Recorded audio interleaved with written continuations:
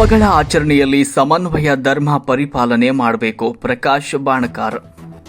ರೋಣ ನಗರದ ಪೊಲೀಸ್ ಠಾಣೆಯಲ್ಲಿ ಗಣೇಶ ಹಾಗೂ ಈದ್ ಮಿಲಾದ್ ಹಬ್ಬಗಳ ಶಾಂತಿ ಸಭೆ ನಡೆಯಿತು. ಗಣೇಶ ಹಬ್ಬದಲ್ಲಿ ಯಾವುದೇ ಅಹಿತಕರ ಘಟನೆಗಳು ನಡೆಯದಂತೆ ಗಣೇಶ ಮೂರ್ತಿ ಇಡುವಂತೆ ನೋಡಿಕೊಳ್ಳಬೇಕು. ಗಣೇಶ ಚತುರ್ಥಿಯ ಹಬ್ಬದಲ್ಲಿ ಧ್ವನಿ ವರ್ಧಕವನ್ನ ರಾತ್ರಿ 9 ಗಂಟೆವರೆಗೆ ಮಾತ್ರ ಹಚ್ಚಬೇಕು. ಇನ್ನು ಡಿಜೆ ಮೈಕ್ ಸಾಂಗ್ ಹಚ್ಚಲು ಅವಕಾಶ ಇಲ್ಲ. ಒಂದು ವೇಳೆ ಡಿಜೆ ಸಾಂಗ್ ಮೈಕ್ ಹಚ್ಚಿದ್ರೆ ಡಿಜೆ ಜೊತೆಗೆ ಅದನ್ನು ಹಾಕಲು ಯತ್ನಿಸಿದವರನ್ನ ಸೇರಿದಂತೆ ಸೀಜ್ ಮಾಡಿ ಪ್ರಕರಣ ದಾಖಲು ಮಾಡಲಾಗುವುದು.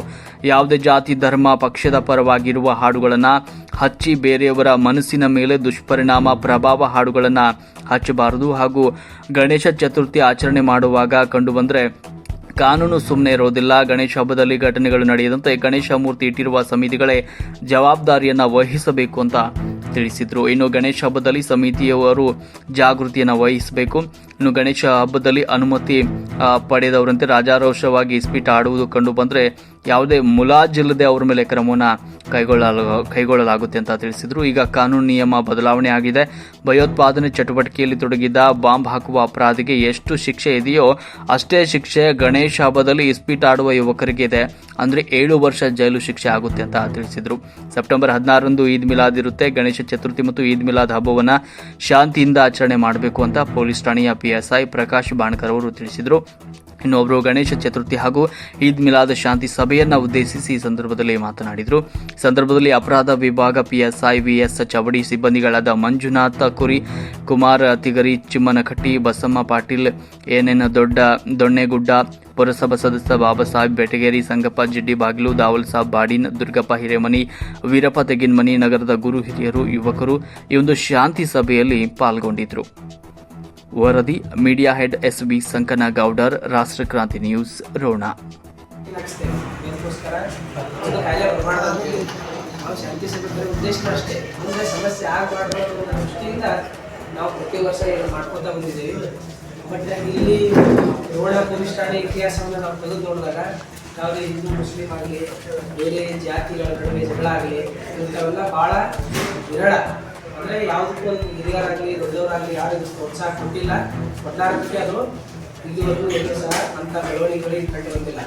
ಅದು ಭಾಳ ಒಳ್ಳೆಯದು. ಇಲ್ಲ ಅಂತಂದ್ರೆ ಅಂಥ ಸಮಸ್ಯೆ ಇದ್ದರೆ ಭಾಳ ತೊಂದರೆ ಆಗುತ್ತೆ. ಪೊಲೀಸ್ ಇಲಾಖೆಗೂ ಸಮಸ್ಯೆ ಆಗುತ್ತೆ, ಒಂದು ಸಾರ್ವಜನಿಕರಿಗೂ ಅದು ಭಾಳ ತೊಂದರೆ ಆಗುತ್ತೆ. ಆದರೂ ಸಹ ನಾವು ಕಲಿಬೇಕು. ಪ್ರತಿ ವರ್ಷವೂ ಇಲಾಖೆಯಿಂದ ಸರ್ಕಾರದಿಂದ ಆದೇಶಗಳು ಸುತ್ತೋಲೆಗಳು ಹಬ್ಬಕ್ಕೆ ಸಂಬಂಧಪಟ್ಟಾಗ ಬಂದಿರ್ತವೆ. ಅವುಗಳನ್ನು ನಿಮ್ಗೆ ತಿಳಿಸಿ ಹೇಳಲಿಕ್ಕೆ ನಾವು ಇವತ್ತು ಕಳಿಸಿದ್ದೇವೆ. ಬಟ್ ಇಷ್ಟು ಜನಕ್ಕೆ ಹೇಳಿದ್ರೆ ಎಲ್ಲರಿಗೂ ಮುಟ್ಟದಂಗಲ್ಲ.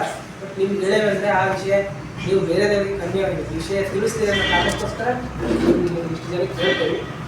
ನಮ್ಗೆ ಆಲ್ರೆಡಿ ಎಲ್ಲರಿಗೂ ಗೊತ್ತಿರ್ಬೋದು ಯಾರು ಗಣೇಶ ಏನು ಇರ್ತಿರಲ್ಲ, ಗಣೇಶ ಆಗಿರ್ಬೋದು, ಈದ್ ಮಿಲಾದ್ ಫಂಕ್ಷನ್ ಆಗಿರ್ಬೋದು, ಯಾರೇ ಬಂದರೂ ಸಹ ಆ ಸಂಬಂಧಪಟ್ಟ ಇಲಾಖೆಗಳದು ಪೊಲೀಸ್ ಇಲಾಖೆ ಐತಿ, ಸ್ಥಳೀಯ ಆಡಳಿತ ಇರ್ತೈತಿ, ನಮ್ಮ ಒಳ್ಳೆ SCOM ಇರುತ್ತೆ.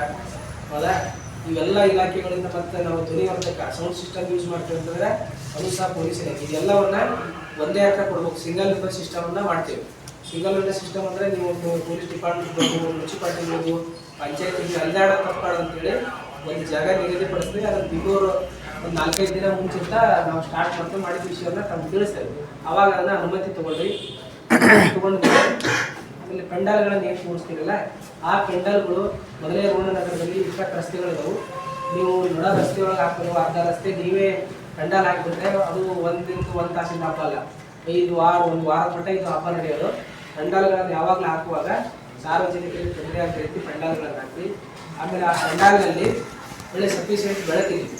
ಯಾಕಂದರೆ ಎಲ್ಲಿ ಕತ್ಲೆ ಇರ್ತಾ ಅಲ್ಲಿ ಕೈ ಘಟನೆಗಳು ನಡೀತಿರ್ತವೆ. ನೀವು ಚೆನ್ನಾಗಿ ಬೆಳಕಿತ್ತು ಅಂತಂದ್ರೆ ಅಲ್ಲಿ ಯಾರೂ ತಪ್ಪುಗಳನ್ನು ಮಾಡೋದಿಲ್ಲ. ಅಂದರೆ ಕೆಲವು ಕಡೆ ಒಳ್ಳೆ ಕಾಸ್ಟ್ಲಿ ಗಣೇಶನ ಇಟ್ಟಿರ್ತೀರಿ, ಬಂಗಾರದ ಆವರಣ ಹಾಕಿಟ್ಟಿರ್ತೀರಿ. ಅಂತಲ್ಲೇ ನೀವು ಜವಾಬ್ದಾರಿಯಿಂದ ನೀವು CCTVಗಳನ್ನು ಹಾಕ್ಕೋಬೇಕು. CCTV ಹಾಕ್ಕೊಳ್ಳೋದ್ರೆ ನಾಳೆ ಏನಾರ ನಮ್ಮ ಗಣೇಶನ ಕೊಳ್ಳೋದು ಬಂಗಾರ ಉಂಟು ಬೆಳ್ಳಿ ಅಂತಂದರೆ ಅದಕ್ಕೆ ಜವಾಬ್ದಾರರು ಸಂಘಟಿತರಾಗಿರ್ತಾರೆ. ಯಾಕಂದರೆ ಇದು ಹಬ್ಬ ಎಲ್ಲೋ ರೋಡಲ್ಲಿ ಇಡೀ ದೇಶಾದ್ಯಂತ ನಡೆಯೋ ಹಬ್ಬ. ನಮಗಿರೋ 20-30 ಜನ ಪೊಲೀಸ್ ಇರ್ತಾರೆ. ನಮ್ಮಲ್ಲಿ ಸುಮಾರು 200 ಗಣೇಶ ಇರೋದು. ಯಾವ ಗಣೇಶಕ್ಕೂ ಸಿಬ್ಬಂದಿಗಳನ್ನು ನೇಮಿಸಲಿಕ್ಕೆ ಆಗೋ ಸಾಧ್ಯನೇ ಇಲ್ಲ. 400-500 ಹೊಡ್ಕೊಂಡು ಪೊಲೀಸರು ಕಳಿಸ್ತೇವೆ, ಪ್ರೆಸೆಂಟ್ ನೋಡ್ಕೊಂಡ್ಬಿಡ್ತಾರೆ. ಅದಕ್ಕೋಸ್ಕರ ನೀವು ವಾಲಂಟಿಯರ್ಸ್ ನೇಮಕ ಮಾಡ್ಕೋಬೇಕು, ಸ್ವಯಂ ಸೇವಕರು. ಆ ವಾಲಂಟಿಯರ್ ಒಟ್ಟಿನಾಗ ನೀವೇ ಡ್ಯೂಟಿ ಹಾಕೋರಿ. ಇವತ್ತು ದಿವಸ ನೀವು ಹೋಗ್ಬಿಟ್ಟು ನೋಡ್ಕೊರಿ, ನೆಕ್ಸ್ಟ್ ಡೇ ನೀವು ನೋಡ್ಕೊರಿ. ಆ ರೀತಿ ನೀವೇ ನೇಮಿಸ್ಬೇಕು. ನೇಮಿಸಿ ಅಲ್ಲಿ ನೀವು ಇಟ್ಕೊಂಡ್ರೆ ಅಂದ್ರೆ ಸಾರ್ವಜನಿಕರು ಆ ಭಕ್ತಿ ಭಾವನೆಯಿಂದ ದರ್ಶನಕ್ಕೆ ಬರ್ತಿರ್ತಾರೆ, ಅವ್ರಿಗೆ ಅನಾನುಕೂಲ ಆಗ್ಬಾರ್ದು. ಭಾಳ ಸರಿ ಏನಾಗ್ತದೆ, ನೀವು ಯಾರು ವಾಲಂಟಿಯರ್ ಸಿಗಲಿಲ್ಲ ಅಂದರೆ ಯಾವ ಹುಡುಗಿಯರು ಚುಡಾಯಿಸ್ಕೊಂಬಂದು ಅಲ್ಲಿ ಚುಡಾಯಿಸ್ತಾರೆ. ಅದು ಮನೆಯವ್ರಿಗೂ ಕಿರಿಕಿರಿ ಅದು. ಅವ್ರಿಗೆ ಯಾರೋ ದೇವ್ರಿಗೆ ಅಂತ ಬಂದಿರ್ತಾರೆ, ಗಣೇಶನ ಹಬ್ಬದಲ್ಲಿ ಸಮಸ್ಯೆಗಳಾಗುತ್ತೆ. ಅಟ್ಲೀಸ್ಟ್ ನೀವು ವಾಲಂಟಿಯರ್ಸ್ ಇದ್ರೆ ಅಂದ್ರೆ ನೀವು ಹೇಳ್ಬೋದು, ಇಲ್ಲ ನೀವಿದ್ರೆ ಅವ್ರು ಇರೋದಿಲ್ಲ. ಅಟ್ಲೀಸ್ಟ್ ನಿಮಗೂ ಆಗಲಿಲ್ಲ ಅಂತಂದ್ರೆ ಕೊನೆಗೆ ನಮ್ಗರ ನೀವು ತಿಳ್ಸಕ್ಕೆ ಅಲ್ಲಿ ಇರ್ತೀರಿ. ಇಲ್ಲ ಅಂದ್ರೆ ಏನಾಗುತ್ತೆ, ಬಂದವ್ರಿಗೆ ಅಲ್ಲಿ ತೊಂದರೆ ಆಗುತ್ತೆ. ಅದಕ್ಕೋಸ್ಕರ ವಾಲಂಟಿಯರ್ಸ್ ಕಂಪಲ್ಸರಿಯಾಗಿ ನೀವು ನೇಮಿಸ್ರಿ. ನಿಮ್ಮದು ಪುಟ್ಟಿ ಹಾಕೋರಿ. ಬಂದ ಸಾರ್ವಜನಿಕರಿಗೆ ಒಂದು ಒಳ್ಳೆ ಅಟ್ಮಾಸ್ಫಿಯರ್ ಕ್ರಿಯೇಟ್ ಮಾಡಿಕೊಡೋದು ನಿಮ್ಮ ಜವಾಬ್ದಾರಿ. ಅದು ಪೊಲೀಸ್ ಇಲಾಖೆದಲ್ಲ, ಏನು ಗಣೇಶನ ಇಟ್ಟಿರ್ತಲ್ಲ ನಿಮ್ಮ ಜವಾಬ್ದಾರಿ. ಒಂದು ವಾರ ಇರ್ತೈತಿ, ಎಷ್ಟೋ ಸಾವಿರಾರು ಜನ, ನೂರಾರು ಜನ ಬರ್ತಾರೆ, ಬಂದು ದರ್ಶನ ಪಡ್ಕೊಂಡು ಹೋಗ್ತಾರೆ. ಅವ್ರಿಗೆ ಏನಾಗಬೇಕು, ಬಂದು ಹೋಗೋರಿಗೆ ಒಂದು ವಾತಾವರಣ ಚೆನ್ನಾಗಿರ್ಬೋದು. ಅದಕ್ಕೋಸ್ಕರ ಆ ಕೆಲಸವನ್ನ ನೀವು ಮಾಡಬೇಕು. ಮೊದಲೇ ಬಿಫೋರ್ ಆಗಿ ನೀವು ಯಾರು ಗಣೇಶನ ಯಾರು ನೋಡ್ಕೊಂತೀರಿ, ಒಂದು ವಾಲಂಟಿಯರ್ಸ್ ಹೆಸರು ಮತ್ತು ಮೊಬೈಲ್ ನಂಬರ್ಗಳನ್ನ ನೀವು ನಮ್ಗೆ ಕೊಡ್ಬೇಕು.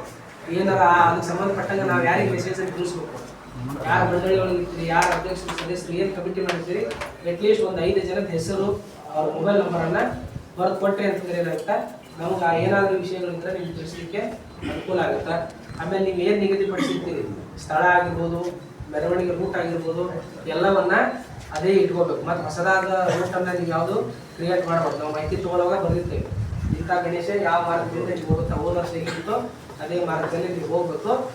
ಹೋಗೋ ಮುಂದೂ ನಿಮ್ಗೆ ಟೈಮ್ ಐತಿ, ಸುಮಾರು ಬೆಳತನಕ ಹೋಗೋದು ಅದೆಲ್ಲ ಇಲ್ಲ. ನಮ್ಗೆ ಸುಪ್ರೀಂ ಕೋರ್ಟ್ ಗೈಡ್ಲೈನ್ಸ್ ಇದೆ, ಯಾವುದೇ ಧ್ವನಿವರ್ಧಕ ಯೂಸ್ ಮಾಡಿದ್ರೆ 10 ಗಂಟೆ ಮೇಲೆ ಯೂಸ್ ಮಾಡೋಕ್ಕೆ ಅವಕಾಶನೇ ಇರೋಲ್ಲ. ನೀವು ಪರ್ಮಿಷನ್ ಕೊಡುವಾಗಲೂ ಅದನ್ನೇ ಹಾಕಿ ಕೊಟ್ಟಿರ್ತೇವೆ ನಾವು, ಎಷ್ಟು 10 ಗಂಟೆ ಮೇಲೆ ಯಾವುದೇ ಕಾರಣಕ್ಕೂ ಧ್ವನಿವರ್ಧಕಗಳನ್ನು ಬಳಸಬಾರ್ದು. ಇನ್ನು ಡಿ ಜೆ ಕಂತೂ ನಿಮ್ಗೆ ಗೊತ್ತೇ ಇರಬೇಕು, ಡಿ ಜೆ ಕಂತೂ ಎಲ್ಲೂ ಅವಕಾಶ ಇಲ್ಲ, ಆದರೂ ಗಣೇಶನ ಹಬ್ಬದಲ್ಲಿ ನಡೆಯುತ್ತೆ. ಆದರೆ ಏನಾದರೂ ಒಂದು ಸಣ್ಣ ಸಮಸ್ಯೆ ಆಗ್ತಂತಂದರೆ ಡಿ ಜೆ ಸೀಜ್ ಆಗಿ ನಿಮ್ಮ ಮೇಲೂ ಕೇಸ್ ಆಗುತ್ತೆ. ಕಾನೂನು ಪ್ರಕಾರ ಇದ್ದು ಅಂದ್ರೆ ನೀವು ನಾವು ರಕ್ಷಣೆ ಮಾಡ್ಬೋದು. ಅಲ್ಲಿ ಏನಾದರೂ ಬ್ಯಾಡ್ ಇನ್ಸಿಡೆಂಟ್ ನಡೀತು ಅಂತಂದರೆ ಅವಾಗ ಕಾನೂನು ಓಪನ್ ಆಗುತ್ತೆ. ನೀವು ಪರ್ಮಿಷನ್ ತೊಗೊಂಡಿದೆಯೋ, ಡಿ ಜೆಗೆ ಯಾರು ಅನುಮತಿ ಇಲ್ಲ, ಡಿ ಜೆ ಕಂತೂ ಅನುಮತಿ ನಾವು ಕೊಡೋದೇ ಇಲ್ಲ. ಸೌಂಡ್ ಸಿಸ್ಟಮ್ಗೆ ಅವಕಾಶ ಇದೆ, ಅದಕ್ಕೆ ಬೇಕಾಗಿಲ್ಲ. ಈ ಒಳ್ಳೆ ಏನಾದರೂ ಕನ್ನಡ ಅವುಗಳಿಗೆ ಪ್ರೋತ್ಸಾಹ ಕೊಡ್ರಿ. ನೀವು ಬೇರೆ ಈ ಪಾಶ್ಚಿಮಾತ್ಯ ಸಂಸ್ಕೃತಿಯನ್ನ ಈ ಗಣೇಶನ ಹಬ್ಬದಂದು ಇನ್ನೊಬ್ಬರ ಮನಸ್ಸಿಗೆ, ಇನ್ನೊಬ್ಬರ ಜಾತಿ ಧರ್ಮ ಭಾವನೆಗೆ ಧಕ್ಕೆ ಆದಂಥ ಹಾಡುಗಳು, ಘೋಷಣೆಗಳು ಇಂಥವು ಇತ್ತೀಚೆಗೆ ಇದೇ ಟ್ರೆಂಡ್ ಜಾಸ್ತಿ ಆಗಿದೆ.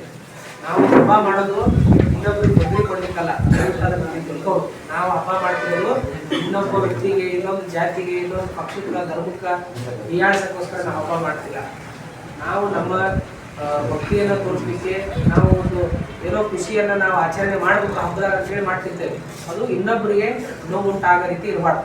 ಅದು ಹಾಡಿನ ಮೂಲಕ ಇರ್ಬೋದು, ಘೋಷಣೆ ಮೂಲಕ ಇರ್ಬೋದು, ನೀವು ಬೇರೆ ರೀತಿ ನಿಮ್ಮ ಕೈ ಸನ್ನೆ ಬಾಯಿ ಸನ್ನೆ ಮೂಲಕ ಇನ್ನೊಬ್ಬರಿಗೆ ಏನಾದ್ರು ತೊಂದರೆ ಕೊಡುವಂಥ ಘಟನೆಗಳಾದರೆ, ಗಣೇಶ ಹಬ್ಬದಲ್ಲಿ ಏನಾದ್ರು ಅಂತ ನಡೀತಂದ್ರೆ ಭಾಳ ಸೀರಿಯಸ್ ಸೆಕ್ಷನ್ ಆಗುತ್ತೆ. ನೀವು ಬೇರೆ ದಿನ ನೀವು ಜಗಳ ಮಾಡಿ ಬಂದರೆ ನಾವೇನೋ ಮಾಡಿ ಬಗೆಹರಿಸ್ಕೊಳ್ತೀವಿ. ಬಟ್ ಗಣೇಶ ಹಬ್ಬದಲ್ಲಿ ಜಗಳ ಆದರೆ ನೀವೆಲ್ಲ ತೊಂದರೆಲ್ ಗುಂಡ ಅಂತೇಳಿ ರೌಡಿ ಶೀಟ್ ಓಪನ್ ಆಗುತ್ತೆ.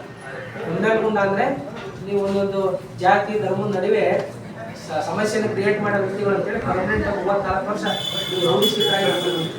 ಅದಾಗಬಾರ್ದು ಅಂತಂದರೆ ನೀವು ವಾಲಂಟಿಯರ್ಸ್ ಜವಾಬ್ದಾರಿಯಿಂದ ಇಟ್ಕೊಂಡು ಎಂಥ ಹಾಡು ಹಚ್ತಾ ಇದ್ದೀವಿ, ಹಾಡು ಹಚ್ಚರ ಹತ್ರ ಯಾರಾದ್ರೂ ಒಂದು ಜವಾಬ್ದಾರಿ ಇರಬೇಕು. ಗಾಡಿ ಓಡಿಸೋರ ಹತ್ರ ಒಬ್ಬ ಜವಾಬ್ದಾರಿ. ಎಷ್ಟೋ ಜನ ನಾವು ಟ್ಯಾಕ್ಟ್ರಿ ಎಲ್ಲ ಫುಲ್ ಡ್ರೈವರ್ ಡ್ರಿಂಕ್ಸ್ ಮಾಡಿಸಿರ್ತಾರೆ. ನೀವು ಮಾಡೋದಲ್ಲ ಅವ್ರಿಗೂ ಮಾಡಿಸಿ, ಅವ್ರು ಗಾಡಿ ಯಾರೋ ಮೈ ಮೇಲೆ ಹೊಡೆದ್ರೆ ಯಾರು ಜವಾಬ್ದಾರರು? ಹೌದಿಲ್ಲ? ಅದಕ್ಕೆ ಅಟ್ಲೀಸ್ಟ್ ಕುಡಿದಂಗೆ